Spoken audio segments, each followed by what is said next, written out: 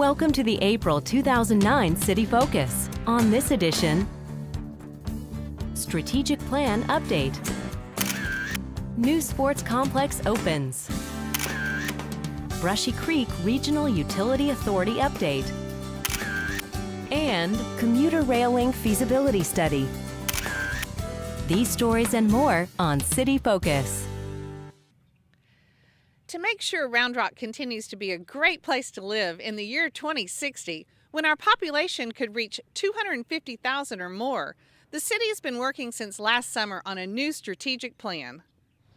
Strategic planning starts with a vision, and our city council began to craft that vision at its annual planning retreat last summer. That vision is about Round Rock being the city of choice for entrepreneurs, business leaders, researchers, educators, and members of the various creative professions who want to combine professional accomplishment and achievement with a culturally rich, socially diverse, and family-friendly lifestyle. At the same time, the community will offer opportunities for personal growth, safety, and well-being for all its residents, including seniors and children. Creating a compelling vision is step one in the strategic planning process.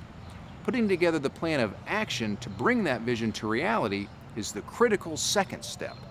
The plan really has two pieces. The first piece is actually developing the goals and the plan itself and the vision of the future of Round Rock. And then the second component is how we as an organization organize ourselves around that to ensure we're able to deliver those goals that were identified. The goals fall into four broad categories: economic vitality, security and safety, places and spaces, and high-value government. Now, achieving most of the goals and objectives will require a coordinated effort among various city departments. A good example is the goal of preventing neighborhood deterioration. That can involve multiple departments in the city, from police department to the planning department to code enforcement. And so what's going to be really important for us going into the future is how we organize ourselves as an organization to ensure that we're able to meet that objective across all of those departments. The city hired Dr. Herb Marlowe of the firm Analytica to guide us through the planning process. Marlowe has helped dozens of cities and other organizations develop their strategic plans, and he's been invaluable to our planning efforts. We did bring an outside consultant in to assist us with facilitating the discussions and really developing the plan itself. We felt like it was really important to have someone who's not directly involved with the community to kind of help us go through that process, that has an independent view and can really help us develop a good plan. The City Council is scheduled to vote on the strategic plan on April 23rd. To check out a draft version of the plan, go to roundrocktexas.gov/plan.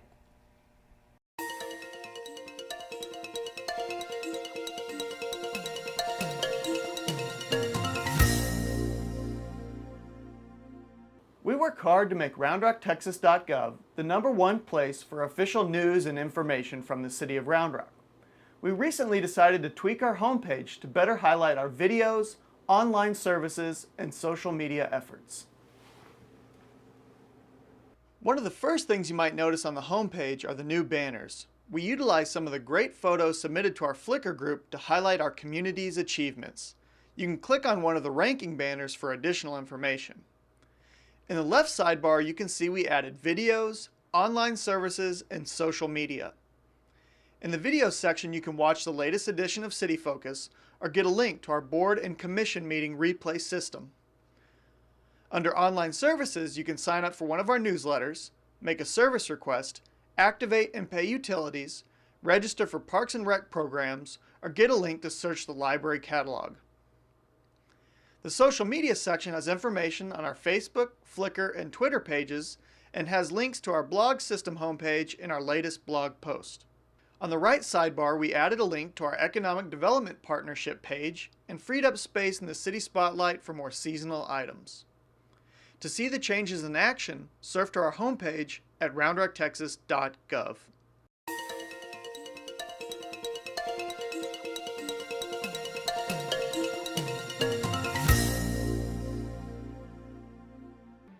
Round Rock, in sports capital of Texas style, opened the Champion Fields at Old Settlers Park. On March 28th, the City of Round Rock celebrated the grand opening of the championship fields at Old Settlers Park in conjunction with the Round Rock Baseball League season opener. The 90-acre, 20-field baseball complex features a 2,000-square-foot shaded arbor area, 14 lighted batting cages, a tailgate island, 250 permanent terrace bleacher seats at the championship field, a covered playground, and ample warm-up areas outside of the fields. These renovations are all part of the $18.2 million in renovations to Old Settlers Park, including the 5 new girls' softball fields and tennis building which opened earlier this spring. Together, the complexes have become premium tournament quality facilities, making Round Rock's Old Settlers Park a true baseball and softball sports destination. We're really excited about this because the kids out here today, they really don't understand how fortunate and lucky they are because they're playing the inaugural season, the very first season, on these improved baseball fields that we spent $18 million on. And so I think this is something that they really should remember for the rest of their lives. When they're back here with their kids years from now, they can say, I was there for that first year, that inaugural season. It's now open. Come out to Old Settlers Park and check out the new champion fields.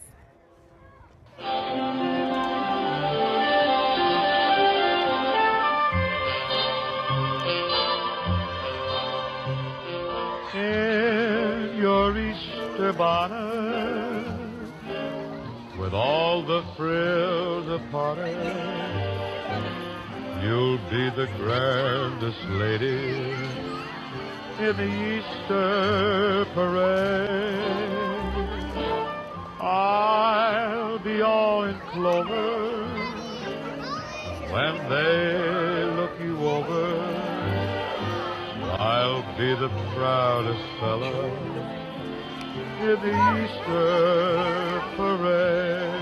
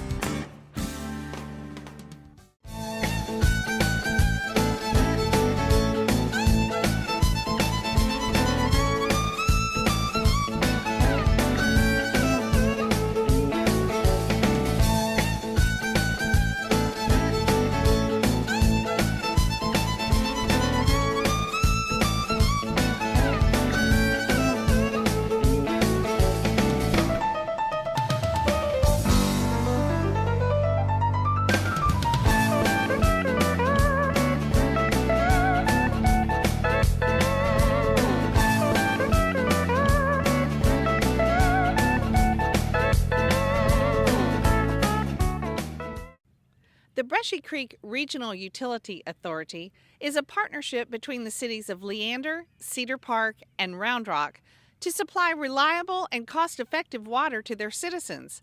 Shannon McIntyre is here with an update on the authority's regional water project. Recently, Councilmember Scott Rohde stepped down as Round Rock's representative to the BCRUA board. Rohde will not be seeking re-election of his seat on the Round Rock City Council, and BCRUA bylaws require representatives to be council members of their respective cities. He had served on the board of directors since its establishment in 2007. Councilmember George White was chosen by the City Council to be Round Rock's new representative. The BCRUA's board of directors has also chosen to push back the water supply system construction schedule by 6 months. The 3 cities working together decided that we could delay the construction of the regional water project by 6 to 9 months. This was significant because it allowed us to move our debt service out 6 to 9 months, which benefited all 3 cities.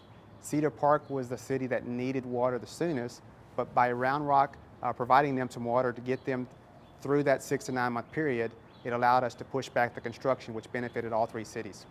By creating a regional water system instead of 3 separate systems, the cities in the BCRUA will save taxpayers money, minimize impact on the environment, and ensure an adequate water supply. For more information, visit bcrua.org.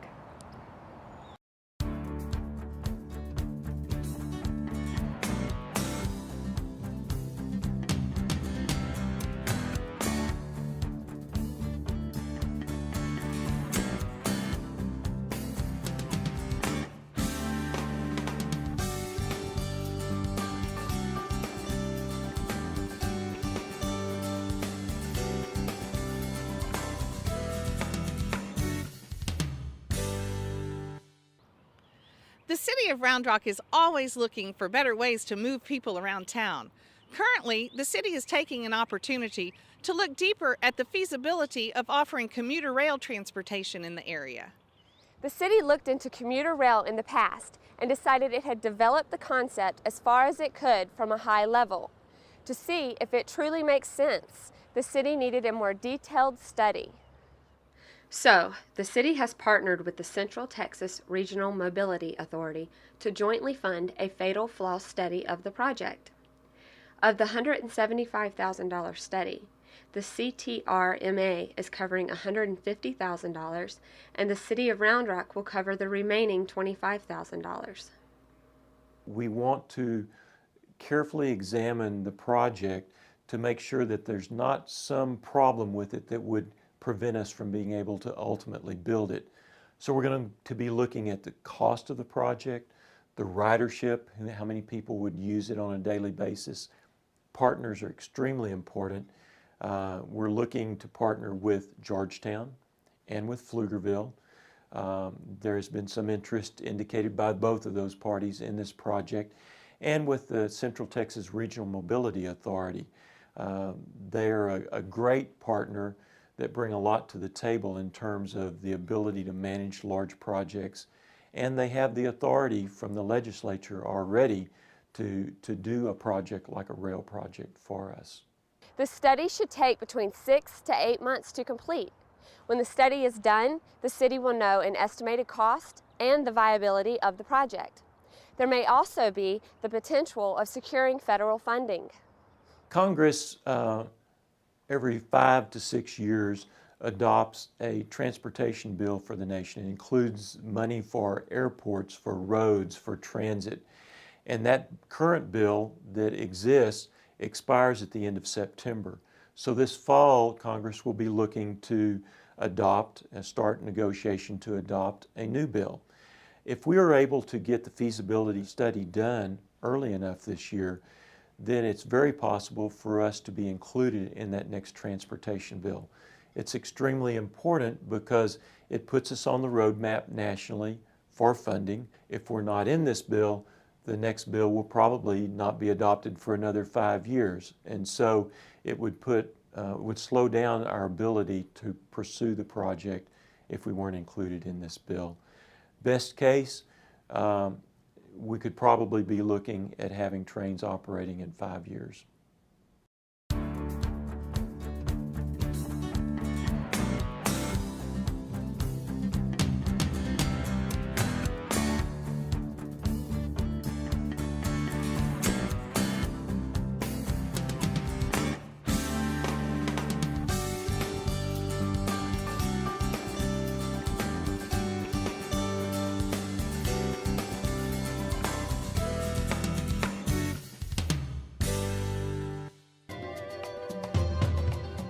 This program brought to you with support from the Round Rock Leader.